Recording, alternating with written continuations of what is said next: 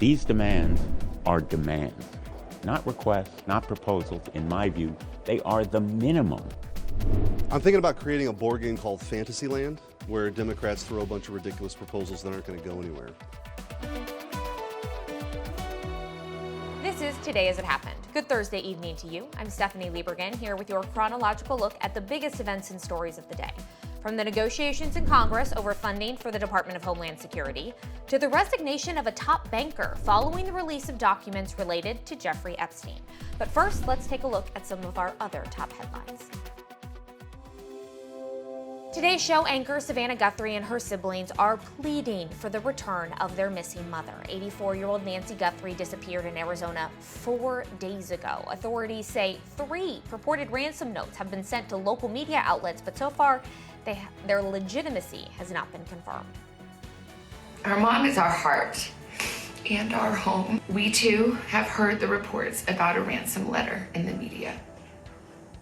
As a family, we are doing everything that we can. We are ready to talk.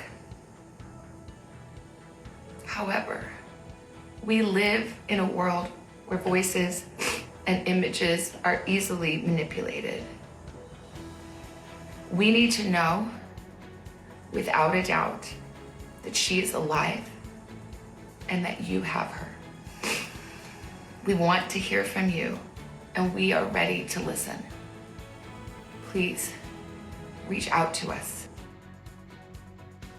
President Donald Trump called Guthrie on Wednesday and pledged federal resources to help with the search. British Prime Minister Keir Starmer apologized to survivors of Jeffrey Epstein today after firing his ambassador to the U.S. Newly released documents show Peter Mandelson had a much closer friendship with Epstein than he previously admitted to. Scripps News international correspondent Stuart Smith joining me now live from London. So, Stuart, Prime Minister certainly seems to be in damage control mode this morning. Yeah, he certainly is. There is talk of even whether he can survive as Prime Minister, not because he himself is implicated in any of the Epstein files, but because he appointed Peter Mandelson, who is mentioned 6,000 times in the Epstein files, as UK ambassador to the United States, when it was known that he had a close relationship with Jeffrey Epstein. Now, the Prime Minister's central claim is that while it was known they were close, they didn't realise to what extent, even after a significant vetting process before Peter Mandelson became that ambassador for the United Kingdom in Washington. Keir Starmer, the Prime Minister, earlier today saying that none of us knew the depth and darkness of that relationship and that he did not have the information about Peter Mandelson at the time. But as part of that press conference, he also apologised to victims directly of Jeffrey Epstein. To them, I want to say this. I am sorry. Sorry for what was done to you. Sorry that so many people with power failed you. Sorry for having believed Mandelson's lies and appointed him. And sorry that even now, you're forced to watch this story unfold in public once again.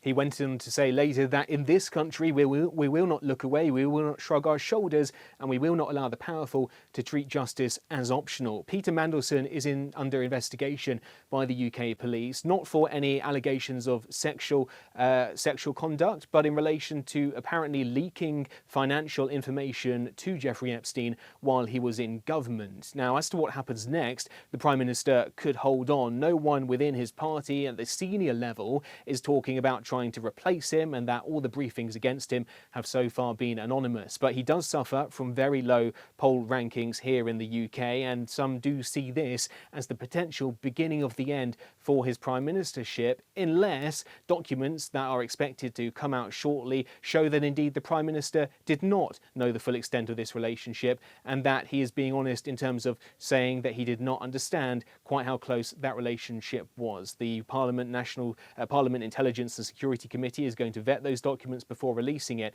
and it seems like Keir Starmer is banking on that, showing he did not know. But others say it's been a complete mismanagement and that he has to go. What about other lawmakers in the UK? How are they responding to the Epstein scandal and everything that has come out in these documents? Oh, it's a huge thing over here, as it is in many European countries. Various names are popping up. You'll, of course, be familiar with the former Prince Andrew, now Andrew Mountbatten Windsor. Peter Mandelson was an extraordinary figure for the current Labour Party. He effectively helped build it.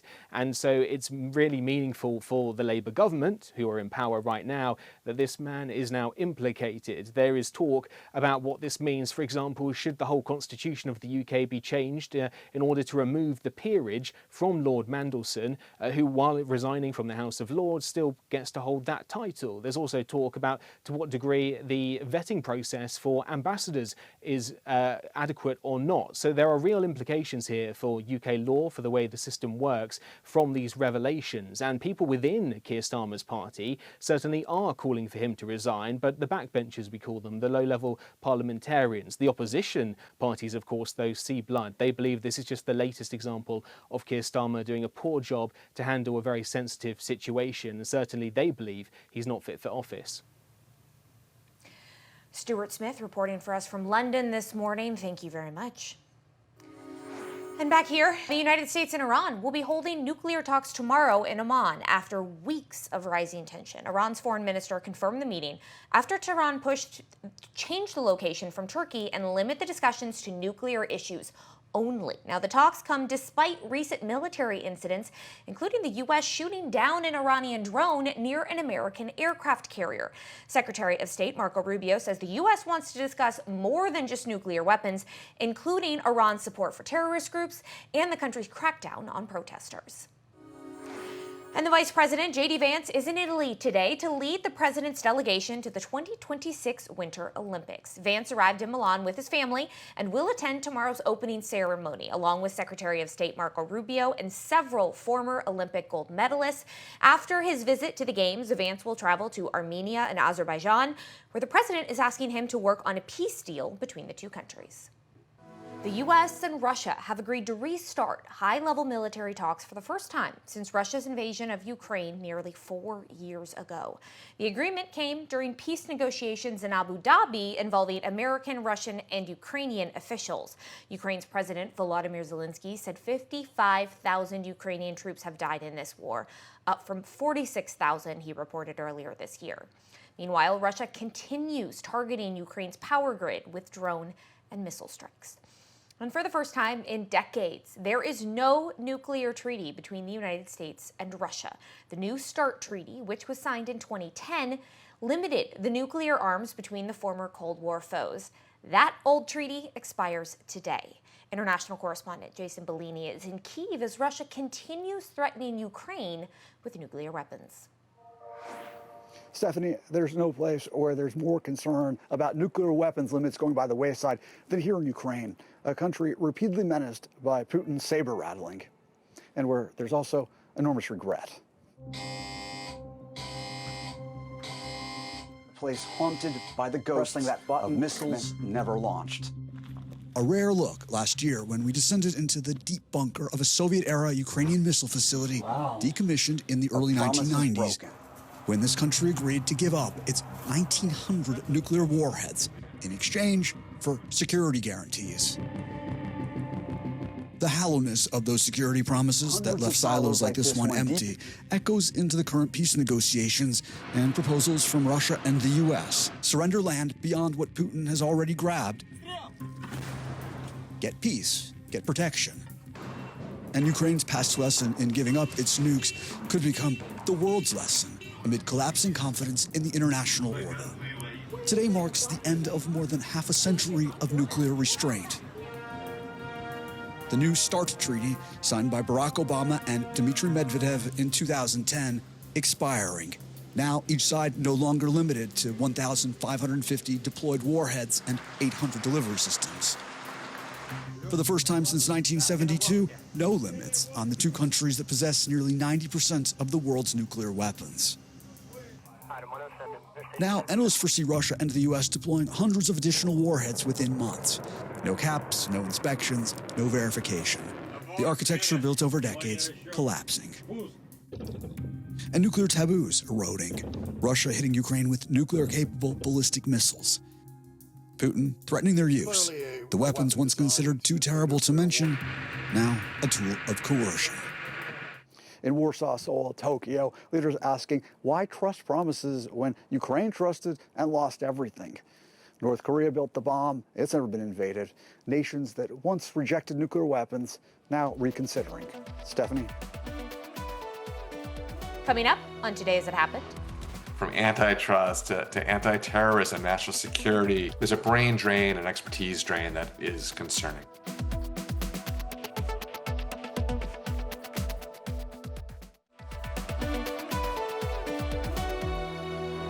Welcome back to Today's It Happened. Let's check back in on our daily briefing of today's top stories. President Donald Trump is once again defending Kristi Noem amid growing calls to impeach her. They were saying about Kristi Noem yesterday. I did the Super Bowl interview. Sir, are you going to relieve Kristi Noem of her duties? No. Oh. I said, why would I do that? We have the strongest border in the history of our country. Now, calls for Noem to resign as the Secretary of the Department of Homeland Security have been growing after federal officers shot and killed ICU nurse Alex Pretti in Minneapolis. Just hours after that shooting, Noem claimed Pretti, quote, attacked officers and was brandishing a gun, but with multiple cameras capturing the moments before his shooting, no available footage shows Pretti even holding a weapon in his hand at the scene.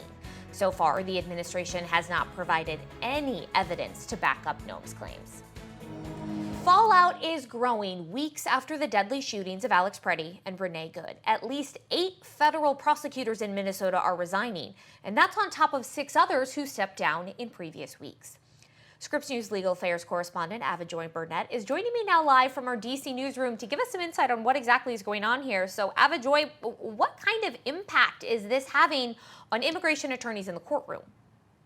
Hey there, Steph. Well, these attorneys are being forced to load up on the caseload, and it's really having an impact on the type of work that they're able to do and how efficiently they're able to do so. The U.S. Attorney for the District of Minnesota, he said in a court filing last week that they are really being stretched thin. In the month of January alone, they had about 400 new cases of people who were fighting their detention, and this comes after the uptick in immigration enforcement in the state of Minnesota. Operation Metro Surge, as we've been talking about, you see the images right there. And this frustration among attorneys is spilled out into the courtroom. There is a really rare instance earlier this week where one attorney talked about how swamped she is.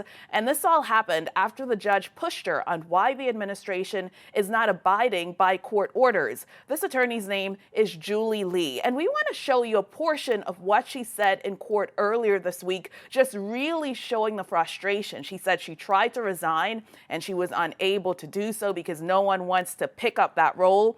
A portion of what she said is, sometimes I wish you would just hold me in contempt, Your Honor, so that I can have a full 24 hours of sleep. I work days and night just because people are still in there. And yes, procedure in place right now sucks.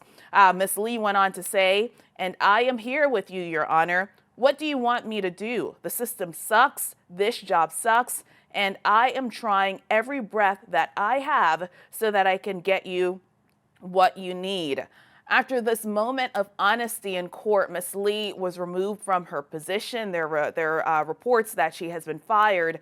And the Department of Homeland Security spokesperson, Tricia McLaughlin, someone who has been very outspoken about many of these matters, she put out a statement. She called Ms. Lee's conduct unprofessional and unbecoming, Stephanie.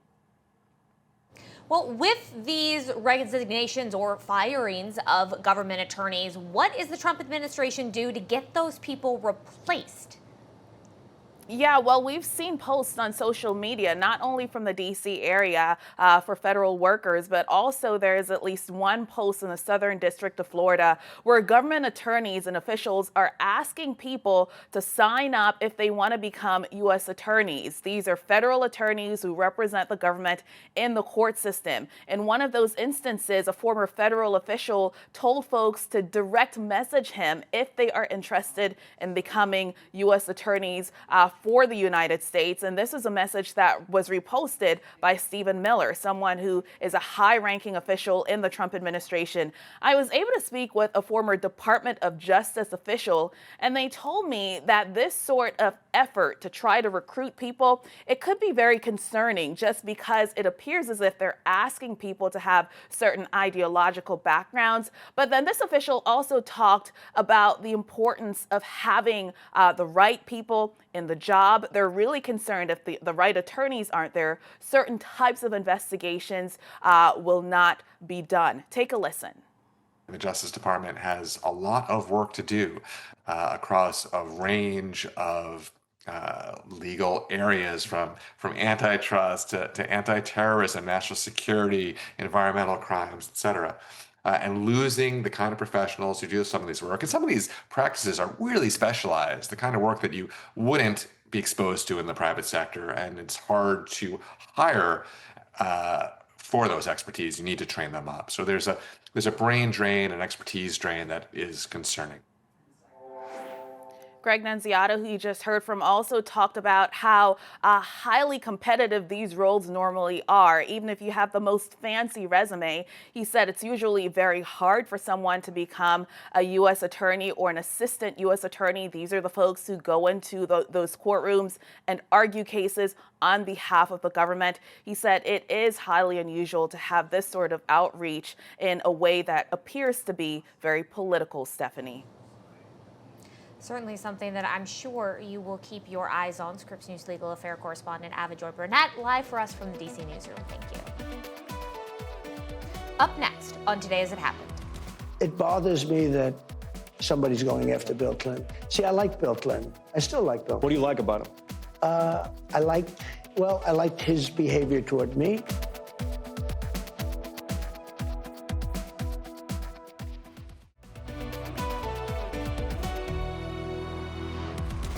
You're watching Today As It Happened, Scripps News rundown of the biggest events and stories of the day. So let's jump right back in. Here in Washington, a gauntlet from former Secretary of State Hillary Clinton. She says she is ready to testify before that House committee looking into the Jeffrey Epstein files, but she wants to do so live for the whole world to watch. This, as President Trump says, it's time for America to move on from the Epstein files. Scripps News national correspondent Alex Miller is live in New York City. She's been tracking these stories since day one. Alex, both Clintons are scheduled to testify before month's end. Safe to say, the fight, though, with the Clintons is just now starting to heat up. Oh, yeah, the former Secretary of State just ratcheted up this between the Clintons and with the House Oversight Committee. They had agreed to testify as they were facing a contempt of Congress vote. But what we had heard initially was that we had heard that they were going to testify behind closed doors with a video camera, and how we were going to get those video clips was still being worked out. Now the Secretary of State says that she wants to testify in a public hearing, putting this out on social media earlier today. I want to read you the entire post. She says, "For 6 months, we engaged Republicans on the Oversight Committee in good faith. We told them what we know under oath. They ignored it. They moved the goalposts and turned accountability into an exercise and distraction." Then she goes on to say, "So let's stop the games. If you want this fight, Congressman James Comer, let's have it in public. You love to talk about transparency. There's nothing more transparent than a public hearing. Cameras on, we will be there." She's essentially challenging them, Del, at least in part, because there's a very real possibility here that the committee or a future committee could subpoena the sitting president, or the First Lady, both of whom are mentioned in this latest document dump, at least in some capacity. And you heard the president saying yesterday afternoon, singing former President Bill Clinton's praises a little bit. Listen. It bothers me that somebody's going after Bill Clinton. See, I like Bill Clinton. I still like Bill. What do you like about him? I liked his behavior toward me. I thought he got me, he understood me. Obviously, you're hearing the sitting president now with a very real realization that there is a potential that he could be asked questions as well. He says he's been questioned before, but what that looks like is very much unclear. We're now a week away from the release of those 3.5 million pages that dropped, but the fallout on an individual basis is arguably being felt more an ocean away, especially in UK. Yes, in the UK, absolutely. Between the leader of the UK, Keir Starmer, taking the fallout for appointing an ambassador who had involvement in these files, as well as now former Prince Andrew, there's a lot more reckoning happening there, I would say, than what we are seeing here. No one technically has lost their job that was mentioned in these files, though the chairman of Paul Weiss, one of the leading law firms in the nation, deciding to step aside. I want to read you what he said, at least in part there. He is deciding to step aside because of his involvement in this, as well as Peter Attia. Oh, here's the comment. He says, leading Paul Weiss for the past 18 years has been the honor of my professional life. Recent reporting has created a distraction and has placed a focus on me that is not in the best interests of the firm. So he is stepping aside, but his successor also worked on a deal with Epstein as well. So there's still a lot of questions about this, but as you mentioned, Del, we have not really seen a lot of fallout here in the United States from this. Scripps News national correspondent Alex Miller for us live in New York. Alex, thank you very much. Coming up on Today As It Happened. The Department of Homeland Security is morally bankrupt. It should be shut down unless these demands are met. Look, we've been pretty clear. We're not going to do anything that kneecaps ICE's ability to do their jobs and enforce the laws that both Republicans and Democrats have voted on and presidents of both parties have enforced.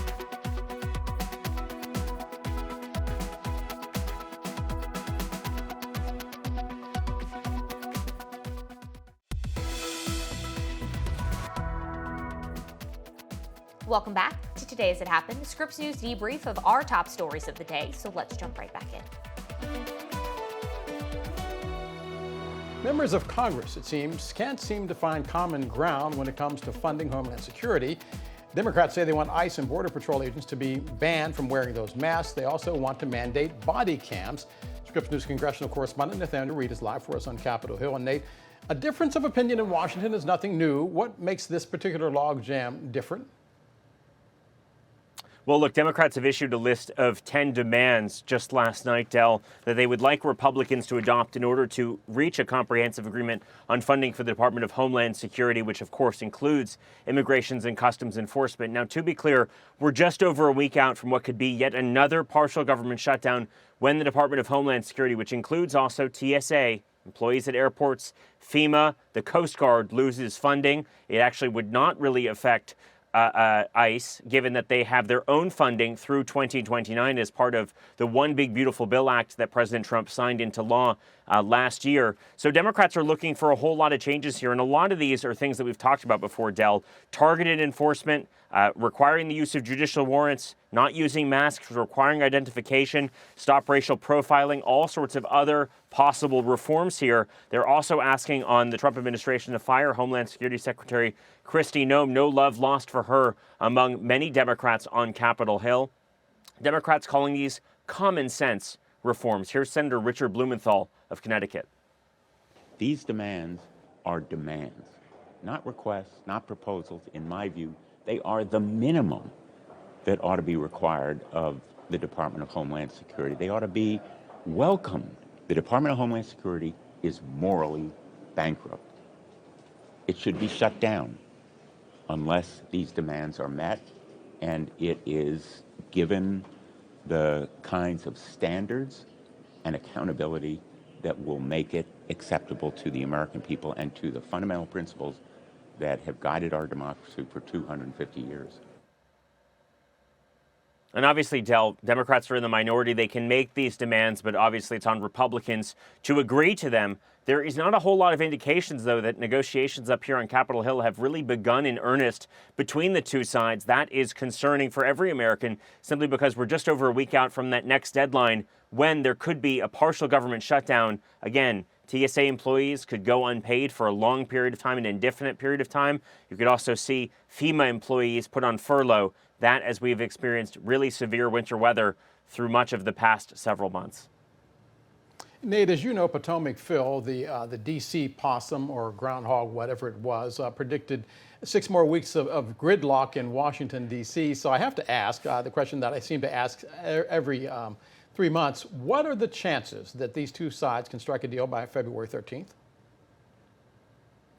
It does not seem it doesn't seem all that likely at this point, Del. There's a lot of questions about just how they will be able to get to an agreement when they seem to be so far apart. And I mean, here's an illustration of that. I caught up with Senator Eric Schmidt, the Republican from Missouri, who basically told me that Democrats' list of demands was more of a, fantasy wish list. Take a listen.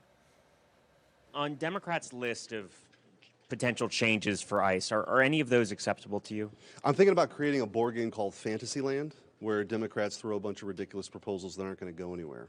So, look, we've been pretty clear. We're not going to do anything that kneecaps ICE's ability to do their jobs and enforce the laws that both Republicans and Democrats have voted on and presidents of both parties have enforced. So certainly we have a list of demands. The question is, will there be a negotiation? At this point, Del, not a whole lot of indication that one is actually underway in earnest, and furthermore, that they can really reach a deal here. A reminder, even though Republicans are in the majority of the House of Representatives and the Senate, they will need bipartisan support to get any sort of agreement across the finish line. There's already talk up here on Capitol Hill of the possibility of another short-term extension of funding for the Department of Homeland Security while lawmakers try and work out this comprehensive deal. The problem is not clear that there's Democratic support to extend funding for the Department of Homeland Security any longer than it currently is. A reminder, it runs out a week from tomorrow, Friday, the 13th. I don't know. I wouldn't read into that, but that certainly is a notable deadline. Well, I bought in Potomac Phil, so we're even. Scripps News congressional correspondent Nathaniel Reed for us on Capitol Hill. Nate, as always, thanks. Another chapter in the shifting narrative about who should run America's elections unfolding today in Washington. The Constitution says that is solely up to the states. The president says it should be up to the Republican-led Congress. The White House press secretary saying that's not exactly what the president said. Scripps News White House correspondent Haley Bull is live for us on the North Lawn. And Haley, pushback from the press secretary, but the narrative seems to be the same, doubts about our elections. Yeah, Del, that's exactly right. And President Trump today is re-upping his calls for voter ID, which comes, as you mentioned, the same week he has suggested that Republicans should nationalize voting. And despite comments we have heard from him this week saying that the state is an agent for the federal government and counting, if states can't count the votes, then somebody else should. The White House is doubling down on their explanation that the president is referring to the SAVE Act before Congress, which they explain would remove non-citizens from voter rolls and require voter ID. Notably, we are told from a senior administration official that the president is seeking to highlight where he believes there has been voter fraud. He wants to see this issue brought to the forefront. But it also comes as just last week we have seen more questions raised with the presence of the director of national intelligence, Tulsi Gabbard, at the election site in Fulton County as the FBI carried out a search warrant. Now, the administration, for its part, has stressed her role in ensuring secure elections and that they are free of foreign interference. But at the same time, we have seen conflicting statements on who directed her presence there. Gabbard telling lawmakers last week that she was there requested by Trump. The deputy attorney general telling CNN he didn't know why she was there. And the president today telling lawmakers that she was there at Attorney General Pam Bondi's assistance. Now, ODNI is suggesting that two things can be true, that POTUS and Bondi, President Trump and Attorney General Bondi, asked for her to be there. The administration, though, not answering directly whether they had found any evidence of interference. The press secretary saying this when pressed on that front. What I do have evidence of, and what the media seems to be undermining, is why Tulsi Gabbard is there in the first place. And I would point you again to federal law that clearly assigns the DNI and the office with the statutory responsibility to lead counter intel matters related to election security.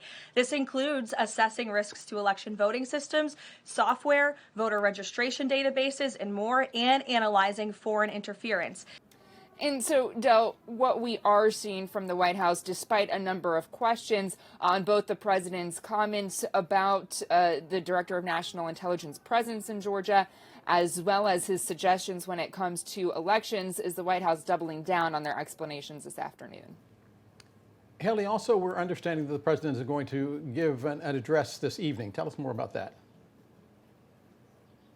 Yeah, the White House announcing that this evening the administration is expected to launch Trump RX. It comes as we are told the administration is expected to drive home their economic messaging coming up. Now, this is a website that the administration has previewed multiple times before that is designed to offer discounts for direct-to-consumer purchases from this administration website. It more broadly comes as the administration has sought to negotiate most favored nation pricing with a number of pharmaceutical companies, Dell, amidst their efforts to lower overall health care prices. Now, notably, this is also being launched as the administration is focusing on expecting more domestic travel in this midterm election year with economic messaging at those stops, which we are told are expected to be different events and rallies to be a top focus, Dal. Scripps News White House correspondent Haley Bull for us live on the North Lawn. Haley, thank you very much. Up next on Today As It Happened. We operate from a position that until we know she's out there, she's alive, and we're going to continue thinking that way until we find her.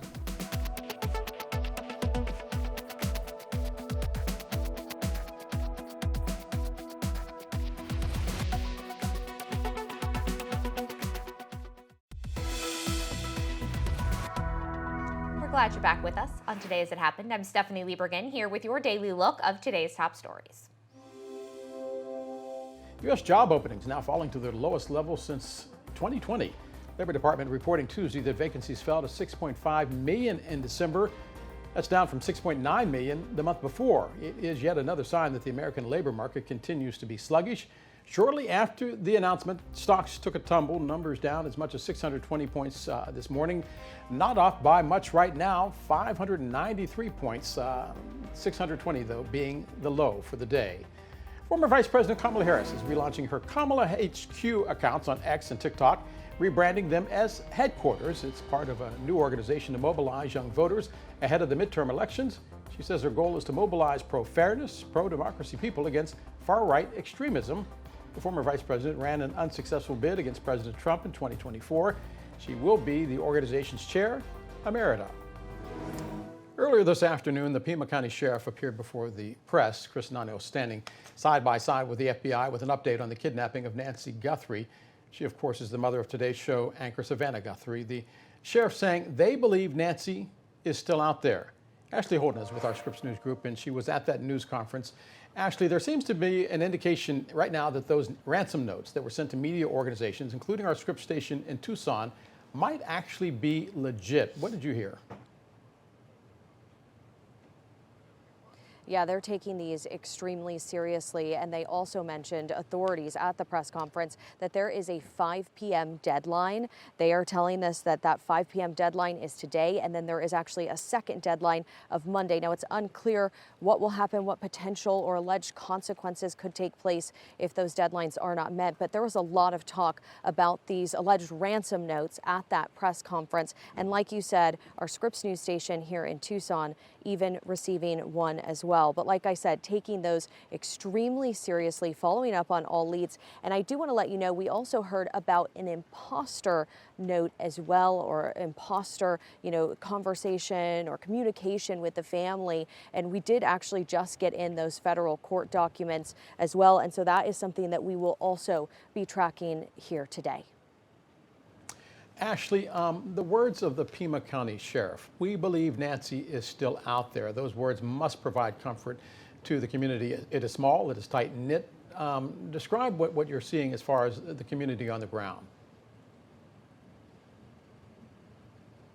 Yeah, I was able to go to that candlelight vigil that was held in honor of Nancy Guthrie, a prayer for her, prayer for the Guthrie family. And many people will know that Savannah Guthrie has talked about Tucson as being home, but it's also a place that she worked as well. We saw a lot of the local news community out as well, just wanting to be there, even being a part of the vigil. We heard from the sheriff, he said, "We want mom back."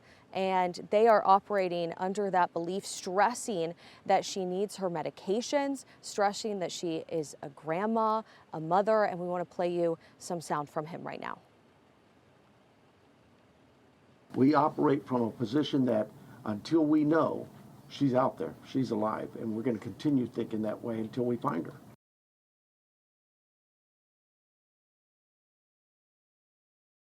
Times that they haven't received proof of life, and we know that many people, millions of people, saw that emotional video posted by the Guthrie siblings, and it seemed like that is what they were asking for as they spoke with what they were trying to do, it seemed, speak with this alleged unknown abductor. Ashley, if you would, describe the community and also the topography. Those of us on the East Coast are familiar with cities with urban sprawl, but where you are right now is anything but that. The houses are dark from what I understand at night. Very difficult to see anybody coming and going, which really makes it difficult to think about those Ring doorbell cameras that are so prevalent in major cities. I will say Tucson is a tight-knit community here, and when we were at that candlelight vigil, we had people that were telling us they were alert, they were looking everywhere, just wanting to see if there was anything out of place, even as they left their home, even if they didn't live in this neighborhood. We also have had neighbors saying that they are on high alert, but this is really the question I get the most. We actually had a reporter that was out here the first night. He had a light, and as he was trying to report, you could still barely see the report itself because it is so dark out here. They actually have different ordinances out in this neighborhood in particular, and so it is very, very dark here at night. It is hard to see, but you are also dealing with really desert landscape out here. We have cacti, we have, different parts, different foliage that is here in the desert that can make searching and things like that difficult. And you see that around the homes here.